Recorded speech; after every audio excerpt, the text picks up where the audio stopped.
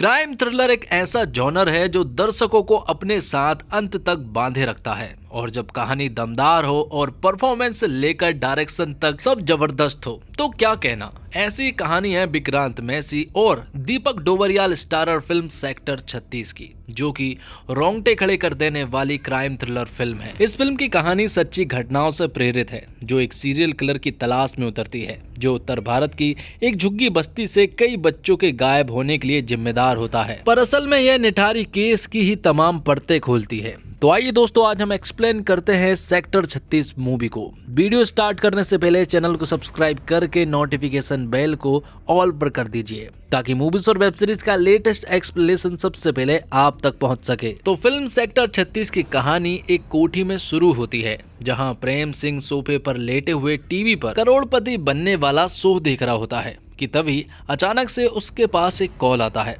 वो कॉल था उसकी बीबी का, जो कि गांव में रहती है। प्रेम की 6 साल की बेटी भी है और मालूम चलता है कि प्रेम की पत्नी प्रेग्नेंट भी है, इसलिए प्रेम उसका अक्सर ख्याल रखता रहता है और हालचाल भी पूछता रहता है। अब शो खत्म होते ही प्रेम अपने ऊपर वाले कमरे में पहुंचता है जहां पहले से बंधी स्कूल की बच्ची को वो बेरहमी से मौत के घाट उतार देता है। और फिल्म का ये पहला सीन ही आपके रोंगटे खड़े कर देता है जब प्रेम उस छोटी बच्ची के टुकड़े टुकड़े कर देता है। जिसके बाद हमें रामचरण पांडे को दिखाया जाता है जो कि इस एरिया का एसआई है और पांडे जी की फैमिली में उसकी पत्नी के अलावा 6 साल की बेटी है। पांडे जी हर रोज अपनी बेटी को स्कूल छोड़ने के लिए जाते हैं। वो अपनी फैमिली से बहुत प्यार करते हैं। अब जब पांडे जी पुलिस स्टेशन आते हैं तो यहाँ पुलिस स्टेशन के बोर्ड पर हम कई सारे पोस्टर्स को देख पाते हैं। तब मालूम चलता है कि इस एरिया से बहुत सारे बच्चे लापता हो चुके हैं और पुलिस किसी एक बच्चे को भी नहीं ढूंढ पाई है।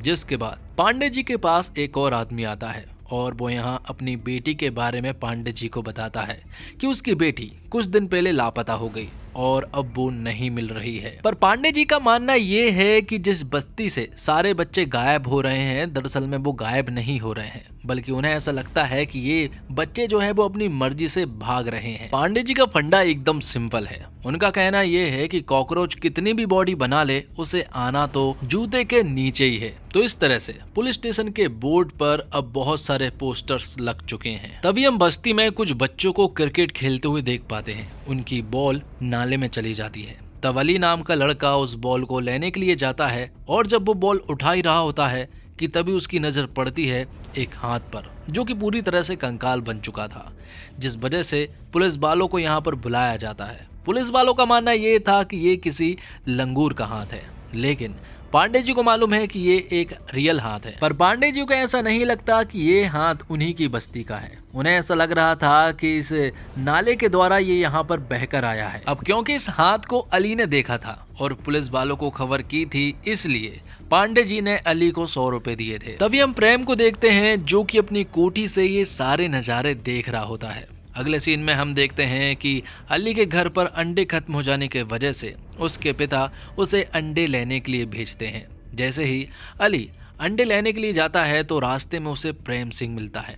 प्रेम सिंह अली को चॉकलेट देने की बात करने लगता है और इसी बहाने वो यहाँ उसका मुंह बंद करके उसे किडनैप कर अपने साथ ले जा लेता है। प्रेम सिंह यहाँ पर अली को बड़ी ही साधारण भाषा में बताता है कि मैं तुझे जान से मार दूंगा, मैं तेरे टुकड़े टुकड़े कर दूंगा और तेरी बची हुई कीमती चीजों को बेच डालूंगा। अली कहता है कि मेरे पिताजी तुम्हें छोड़ेंगे नहीं, लेकिन प्रेम उसे अपना एक फ्लैशबैक बताता है। वो बताता है कि जब मैं तेरी उम्र का था तब 1983 में मेरा मामा जो है वो मेरे ऊपर जुल्म किया करता था और बचपन से ही प्रेम का शोषण होता आया है। प्रेम छोटा था इसलिए कुछ भी नहीं कर पाया। साथ ही मालूम चलता है कि प्रेम के मामा की एक मीट शॉप की दुकान होती है। जब दुकान बंद हो जाती है तो वो अपनी शटर को बंद करके यहाँ पर प्रेम के साथ उल्टी सीधी गंदी हरकतें करके उसका शोषण करने लगता है। लेकिन एक दिन अचानक से प्रेम को गुस्सा आ जाता है। पास में रखे खंजर से वो मामा को जान से मार देता है। वो उनके ढेर सारे टुकड़े करता और उनका यहाँ पर मांस भी खाता। अब सीन प्रेजेंट में आता है जहाँ पर कि प्रेम सिंह अपनी बीबी से बात कर रहा होता है और वो बात कर ही रहा होता है कि तभी प्रेम के पास छोटे लाल कंपाउंडर का कॉल आता है। वो उसे अपने घर के बाहर बुलाता है। तब प्रेम उससे मिलने के लिए जाता है और जो बच्चे के ऑर्गन्स उसने निकाले हैं वो छोटे लाल को दे देता है। तब मालूम चलता है कि छोटे लाल एक हॉस्पिटल में कंपाउंडर का काम करता है और प्रेम जो बच्चों के ऑर्गन्स देता है वो उन्हें इलीगल रूप से बेच देता है। ऑर्गन्स को छोटे लाल को देने के बाद जो भी बॉडी बचती है, यहाँ प्रेम उस बॉडी को या तो कोठी में ही दफना देता है या फिर उन्हें नाले में फेंक देता है। इस तरह से उसने बहुत सारे बच्चों को इस तरह से मारा है। अब मालूम चलता है कि प्रेम जिस कोठी में रहता है वो कोठी प्रेम की नहीं है। वो कोठी दरअसल में बस्सी नाम के एक बहुत ही अमीर और पावरफुल आदमी की है। प्रेम तो उस कोठी पर एक नौकर है और बस्सी का उस कोठी पर कम ही आना जाना होता है। अब बस्सी के काले सच के बारे में हमें मालूम चलता है जब वो अपनी पोती से छेड़छाड़ करने की कोशिश कर रहा था। वो उसे कपड़े उतारने के लिए कह रहा था, तभी अचानक से उसकी पत्नी यहाँ पर आ जाती है। आज उसकी पोती का जन्मदिन था, इसलिए वो लोग यहाँ से चले जाते हैं, जिससे हमें मालूम चलता है कि बस्सी ठीक इंसान तो बिल्कुल भी नहीं है, लेकिन बहुत पावरफुल होने के कारण पुलिस भी उसके जेब में रहती है। अब आगे हमें झुमकी नाम की लड़की की फैमिली दिखाई जाती है। अब क्योंकि आज नवरात्रि की पूजा थी, इसलिए वो सभी लोग पूजा में जाने वाले थे। दूसरी तरफ हमें साई को प्रेम के बारे में बताया जाता है। प्रेम ने आज तक बहुत सारे बच्चों को मारा है और उनके टुकड़े टुकड़े करके उनके ऑर्गन्स को बेचा है। साथ ही उसने इन बच्चों के मांस भी खाए हैं। आज तक जितने भी बच्चे लापता हुए हैं, सारे बच्चे इस बस्ती से प्रेम ने ही गायब किए हैं। दूसरी तरफ झुमकी जब पूजा में होती है तभी अचानक से उसके पास किसी का कॉल आता है। वो कॉल लेने के लिए तुरंत ही बाहर आ जाती है और ये सीन यहीं पर कट हो जाता है। अब कुछ दिन के बाद हम देखते हैं कि पांडे जी की पूरी फैमिली जो है वो रामलीला में जाने वाली थी और रामलीला में रावण का रोल जो प्ले करते हैं वो पांडे जी ही करते हैं। तो रामलीला के मैदान में पांडे जी रामलीला कर रहे थे और यहीं पर हम प्रेम सिंह को भी देख पाते हैं जो कि रावण का मुखौटा पहना हुआ यहाँ पर आया था। वो जरूर किसी बच्चे को किडनैप करने के लिए आया था और यहीं पर छोटे लाल कंपाउंडर भी अपनी एम्बुलेंस वाली वैन को लेकर खड़ा हुआ था। दूसरी तरफ पांडे जी रावण के किरदार में थे। तभी यहाँ पर झुमकी के पिता उसके पास आते हैं। वो कहते हैं कि उनकी बेटी गायब हो चुकी है, उसे ढूंढना होगा, लेकिन पांडे जी उस पर ज्यादा ध्यान नहीं देते। वो उसे यहाँ से जाने के लिए कहते हैं, पर यहाँ झुमकी के पिता पांडे से कहते हैं कि अगर ये सब कुछ तुम्हारी बेटी के साथ हो जाता तो। ये सुनने के बाद पांडे को गुस्सा आ जाता है और वो यहाँ पर झुमकी के पिता को बहुत सुनाते हैं और उसे यहाँ से निकाल देते हैं। अब शो खत्म करने के बाद पांडे जी अपनी पत्नी के पास पहुँचते हैं। वो यहाँ अपनी बेटी के बारे में पूछने लगते हैं, लेकिन यहाँ उनकी पत्नी बताती है कि वो तो टॉयलेट गई थी, वो भी अपने दोस्तों के साथ। ये सुनने के बाद पांडे तुरंत ही अपनी बेटी को ढूंढना स्टार्ट कर देता है, लेकिन तभी हम प्रेम को देख पाते हैं जो कि पांडे की बेटी को अपने साथ ले जा रहा होता है। और जब पांडे जी अपनी बेटी को ढूंढ रहे होते हैं तभी उनकी नजर पड़ती है प्रेम के ऊपर, जो कि उनकी बेटी को अपने साथ ले जा रहा होता है। यहाँ पर प्रेम ने भी उन्हें देख लिया था, इसलिए वो यहाँ से भागने की कोशिश करता है, पर वो पांडे की बेटी को यहीं पर छोड़कर भाग निकलता है। तब पांडे जी तुरंत ही अपनी बेटी के पास दौड़ते हुए आते हैं। वो देखते हैं कि उनकी बेटी सिर्फ बेहोश है। यहाँ पर छोटे लाल कंपाउंडर अपनी एम्बुलेंस को स्टार्ट करके खड़ा हुआ था। ना चाहते हुए भी छोटे लाल को पांडे की बेटी की मदद करनी पड़ती है और यहाँ पांडे जी तुरंत ही प्रेम के पीछे पड़ जाते हैं। वो जब उसे ऑलमोस्ट पकड़ने ही वाले थे कि तभी ठोकर लगने की वजह से वो जमीन पर गिर जाते हैं और प्रेम उनके हाथों से निकल जाता है। प्रेम घर पहुंचने के बाद सबसे पहले अपनी एक कैसेट निकालता है जिसमें सदाबहार तराने लिखा हुआ था और वो उसे अपनी बीबी के पास भेज देता है। जब पांडे जी अपनी बेटी से मिलने के लिए हॉस्पिटल गया तो वहाँ पांडे की बीबी ने पांडे को बहुत चिल्लाया। वो पूरी तरह से डर चुके थे।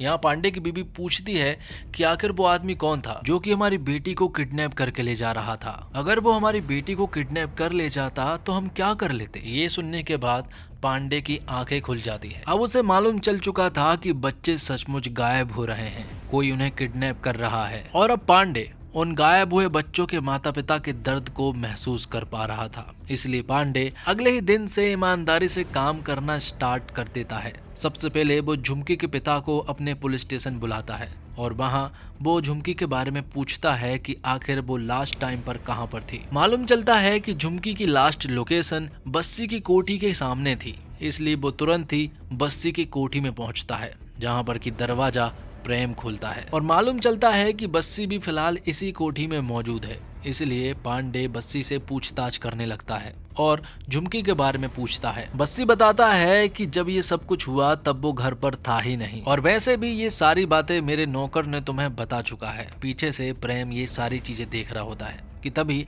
अचानक से झुमकी के पिता उनके घर में घुस जाता है और वो यहाँ पर बस्सी को उल्टी सीधी गालियां देने लगता है। लेकिन तभी बस्सी को गुस्सा आ जाता है और वो यहाँ पांडे को झुमकी के बारे में सच बताने लगता है। बस्सी बताता है कि झुमकी एक धंधे वाली थी, और तो और जो इसका बाप है यही उसे धंधे पर लगवाता था। वो बताता है कि झुमकी उनके घर पर अक्सर आया करती थी, लेकिन इसका जिम्मेदार मैं नहीं बल्कि इसका बाप है। ये सुनने के बाद पांडे को गुस्सा आ जाता है और वो झुमकी के पिता को गालियां देते हुए उसे यहाँ से निकाल देता है। वो कहता है कि अगर तू अगली बार मुझे मिला तो मैं तुझे मार दूंगा। तो बस्सी ने डीएसपी के पास कॉल कर दिया था और वो डीएसपी की पांडे से भी बात कराते हैं। डीएसपी रस्तोगी ने पांडे से साफ साफ कह दिया था कि वो बस्सी के घर पर इन्वेस्टिगेशन करने के लिए ना आए। अब जब पांडे अपने घर जा रहा होता है तभी प्रेम बाहर आता है और वो दरवाजे से यहाँ पांडे से कहता है कि क्या तुम्हारी भी कोई बच्ची है। ये सुनने के बाद पांडे कहता है कि तुझे क्या करना है, जिस पर प्रेम कहता है कि उसकी भी एक 6 साल की बेटी है और उसे भी हमेशा डर लगा रहता है कि कहीं उसके साथ कोई गलत ना कर दे। अब जब पांडे पुलिस स्टेशन पहुंचता है तो वहां डीएसपी रस्तोगी पांडे को खूब चिल्लाता है और कहता है कि आज के बाद बस्सी के घर पर कभी भी मत जाना। अगर उसका नाम आ भी जाए तब भी उसे इग्नोर कर देना। जिससे हमें मालूम चलता है कि बस्सी की बहुत बखत है और वो ऐसे डीएसपी को अपने जेब में रखता है। अब कांस्टेबल पाठक यहाँ पर पांडे को बताता है कि हमें झुमकी का रिक्शा ड्राइवर मिला है और यही ड्राइवर झुमकी को हर जगह छोड़ा करता था। उस रिक्शे के ड्राइवर के जब मोबाइल फोन को चेक किया जाता है तो यहाँ पर पांडे को प्रेम सिंह का नंबर मिलता है। तो पांडे तो बहुत अच्छे से समझ चुका था कि इन सब के पीछे प्रेम का हाथ है, लेकिन डीएसपी रस्तोगी के कहने के मुताबिक वो बस्सी के घर पर जाकर पूछताछ नहीं कर सकता है। इसलिए वो एक बार फिर से डीएसपी के घर पर जाता है और उन्हें प्रेम सिंह के बारे में बताता है। लेकिन डीएसपी रस्तोगी ने साफ कह दिया है कि तुम्हें उसके घर पर जाना ही नहीं है। अब कुछ हफ्ते के बाद हम देखते हैं कि कोठी के बाहर ही छोटे लाल कंपाउंडर जो है वो यहाँ प्रेम से मिलने के लिए आया था, और दूसरी तरफ हम पांडे जी को देख पाते हैं जो कि इन पर नजर बनाए हुए रखा था। जब वो अपने पुलिस स्टेशन के कांस्टेबल पाठक के साथ बैठे हुए थे तभी पांडे की नजर पड़ती है छोटे लाल कंपाउंडर पर। उन्हें याद आता है कि जब उसकी बेटी को किडनैप किया जा रहा था तब छोटे लाल कंपाउंडर एम्बुलेंस को स्टार्ट करके खड़ा हुआ था। उन्हें समझ आ चुका था कि ये भी उसके साथ शामिल है, इसलिए वो हॉस्पिटल जाकर छोटे लाल कंपाउंडर को किडनैप कर लेते हैं और उसे खुफिया जगह पर ले जाते हैं। वो छोटे लाल कंपाउंडर से पूछताछ कर रहे थे लेकिन छोटे लाल उन्हें कुछ भी नहीं बता रहा था। लेकिन आखिर में छोटे लाल कंपाउंडर ने पांडे को प्रेम का नाम बता दिया था कि इन सब के पीछे प्रेम का हाथ है। जिसके बाद राजस्थान के अलवर में हम भूपेंद्र नाम के एक बड़े अधिकारी को देख पाते हैं और यहाँ पांडे ने भूपेंद्र को अपने पास बुला लिया था और अब भूपेंद्र पांडे के साथ मिलकर इस इन्वेस्टिगेशन को जारी रखने वाले थे।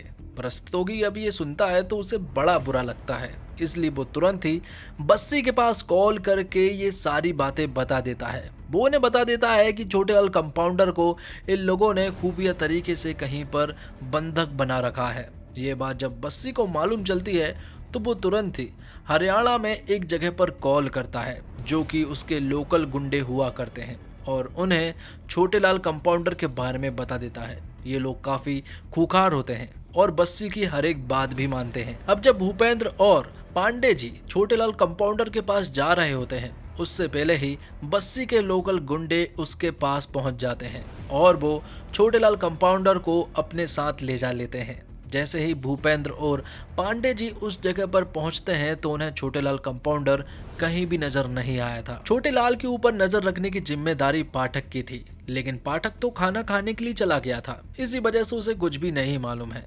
ये सुनने के बाद पांडे को गुस्सा आ जाता है और वो पाठक को बुरी तरह से मारना स्टार्ट कर देता है। तब भूपेंद्र कहता है कि तुम रस्तोगी की चिंता मत करो, हम डायरेक्ट प्रेम से पूछताछ करेंगे। ये सुनने के बाद पांडे और खुश हो जाता है क्योंकि प्रेम ही रियल सस्पेक्ट है। अब अगले दिन जब प्रेम को पुलिस स्टेशन पूछताछ करने के लिए बुलाया जाता है तो यहाँ पर प्रेम सबसे पहले पांडे से माफी मांगता है। वो कहता है कि उसे मालूम नहीं था कि रामलीला में वो आपकी बेटी है, वरना वो उसे किडनैप करने के बारे में सोचता ही नहीं। प्रेम यहाँ पर पूरी तरह से रिलैक्स था और पांडे को वो सब कुछ बता रहा था जो कि उन्हें जानना था, क्योंकि उसे मालूम है कि आगे चलकर बस्सी पापा जी उसे बचा लेंगे। तो पांडे यहाँ पर प्रेम से पूछता है कि तुमने झुमकी को कहाँ किडनैप किया, जिस पर प्रेम बताता है कि मैंने उसे किडनैप नहीं किया बल्कि मैंने उसे मार दिया और उसके टुकड़े टुकड़े करके नाली में बहा दिया। पांडे कहता है कि तुम ऑर्गन्स भी बेचते हो, जिस पर कि यहाँ प्रेम ने कहा कि उसने सिर्फ और सिर्फ झुमकी के ऑर्गन्स नहीं बेचे,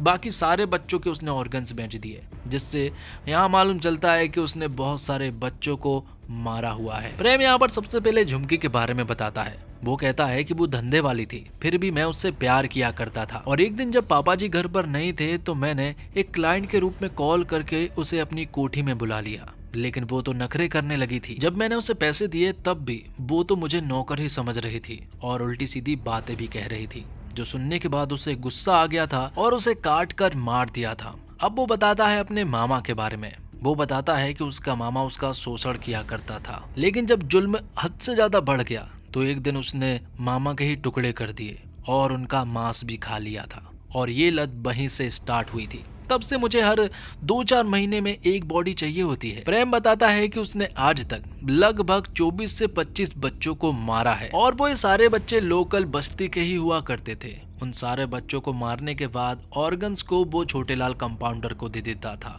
जिसके बदले में वो उसे ढेर सारे पैसे दे दिया करता था और बाद में वो उनकी बॉडी को या तो कोठी में ही दफना दिया करता था या फिर नाले में बहा दिया करता था। लेकिन पांडे को एक और बात जाननी थी कि क्या इन सब के पीछे बस्सी का भी हाथ है, लेकिन यहाँ पर प्रेम उन्हें बस्सी के बारे में कुछ भी नहीं बताता है। वहाँ बस्सी के गुंडों ने छोटेलाल कंपाउंडर को जान से मार दिया था। अब अगले दिन पांडे प्रेम को बस्सी की कोठी में लेकर जाता है, उस जगह पर जहाँ पर कि प्रेम ने ढेर सारे बच्चों की बॉडी को दफना कर रखी है। यहाँ पर पुलिस वाले इधर उधर खुदाई कर रहे थे। ये देखने के बाद प्रेम खुद ही खुदाई करने लगता है और यहाँ पर ढेर सारे बच्चों की लाशों को निकालता है, जो कि पूरी तरह से कंकाल बन चुके थे। कोठी के आजू बाजू के नालों में से भी जब छानबीन की जाती है तो उन्हें यहाँ से भी बहुत सारे कंकाल देखने को मिलते हैं, जिससे मालूम चलता है कि प्रेम ने सचमुच ही 24-25 बच्चों को मारा है। इस तरह से बस्सी को भी अरेस्ट कर लिया जाता है। अब बस्सी से जांच पड़ताल के लिए जब एक टीम बनाई जाती है तो उसका हेड रस्तोगी होता है और रस्तोगी तो पहले से ही बस्सी की जेब में था, इसलिए यहाँ बस्सी को तो बहुत अच्छे से मालूम है कि उसका छूटना तो एकदम तय है, क्योंकि ये हेड पुलिस वाला तो उन्हीं का है। तब रस्तोगी ने मीडिया के सामने बता दिया था कि जो भी सारे कारनामे हुए हैं उन सब में सिर्फ और सिर्फ प्रेम का हाथ है, बस्सी का इन सब से कोई भी लेना देना नहीं है। ये सारी न्यूज जब पांडे देखता है तो उसे काफी बुरा लगा था। उसे मालूम है कि इन सब में बस्सी का भी हाथ है, इसलिए वो तुरंत ही भूपेंद्र के पास कॉल करते हैं। वो उनसे कहते हैं कि उसे एक आखिरी बार प्रेम से मिलना है, इसलिए वो अगले ही दिन प्रेम से मिलने के लिए पहुंच गए। वो पांडे से पूछते हैं कि आखिर तुम अपने घर वालों का कैसे ख्याल रखते हो। तब प्रेम बताता है कि छोटेलाल कंपाउंडर जो पैसे उसे दिया करता है वो छोटेलाल कंपाउंडर गांव उसकी पत्नी के पास भेज दिया करता है। और यहाँ प्रेम पांडे को बताता है कि वो दूसरी बार बाप भी बन चुका है। प्रेम फुल कॉन्फिडेंस में था, उसे मालूम है कि बस्सी पापा जी उसे बचा लेंगे। लेकिन यहाँ पर पांडे जी प्रेम से कहते हैं कि अब तुम्हारे पत्नी के पास पैसे कौन भेजेगा, क्योंकि छोटेलाल कंपाउंडर को तो तुम्हारे पापा जी बस्सी ने मार डाला है और सारा का सारा इल्जाम जो है वो तुम्हारे ऊपर दे दिया है और वो इन सब से बाहर निकल गया है, मतलब कि तू अकेला ही जेल में सड़ने वाला है। ये सुनने के बाद प्रेम पांडे को वो सब कुछ बता देता है जो कि उन्हें जानना था। अब उसी रात पांडे जी प्रेम के गाँव जाने के लिए निकलते हैं।